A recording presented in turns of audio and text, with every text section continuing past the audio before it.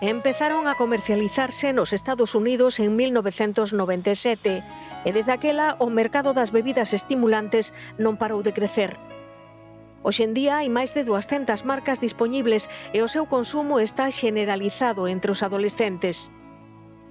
Segundo o último estudo do Observatorio Español de Drogas e Adiccións, case a metade dos rapaces de entre 14 e 18 anos consumiunas no último mes.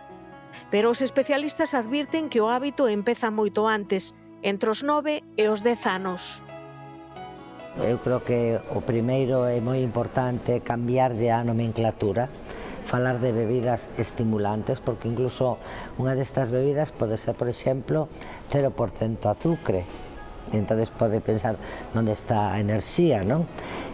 Por tanto, o importante é a alta concentración, a alta cantidade que ten de estimulantes, como a cafeína, e que isto ten efectos perjudiciais para a saúde dos nenos, dos adolescentes e diríamos que dos adultos. Están documentados. Varios estudos asocian o consumo frecuente destas bebidas cun aumento nos niveis de ansiedade, depresión e agresividade en adolescentes e adultos novos.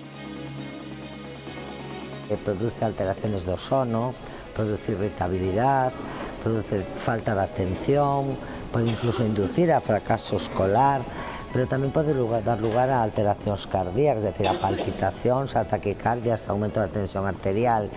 Bueno, incluso na adolescencia moitas veces son consumidas xunto co alcohol, co cual todavía os efectos son aínda peores porque fan que se toleren maiores cantidades de alcohol, por tanto, condutas de risco, condutas de agresividade, accidentalidade. Galicia é a primeira comunidade que vai regular o consumo das bebidas estimulantes, equiparándoas ao alcohol e ao tabaco.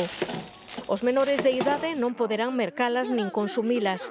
Os establecementos deberán situalas en zonas diferenciadas e exixir a documentación que acredite a idade.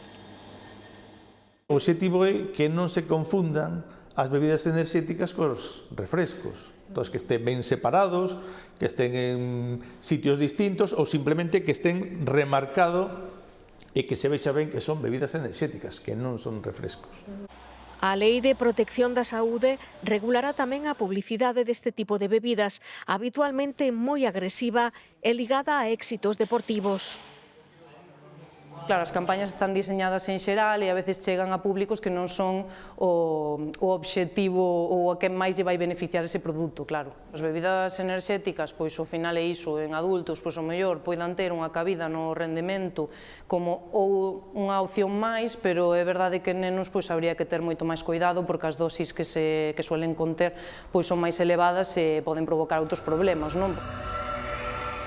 A nova lei entrará en vigor o 7 de marzo e a partir de aí haberá sancións para quen non cumpra, pero tamén programas de concienciación para intervir antes de que o consumo de bebidas estimulantes se convirta en hábito.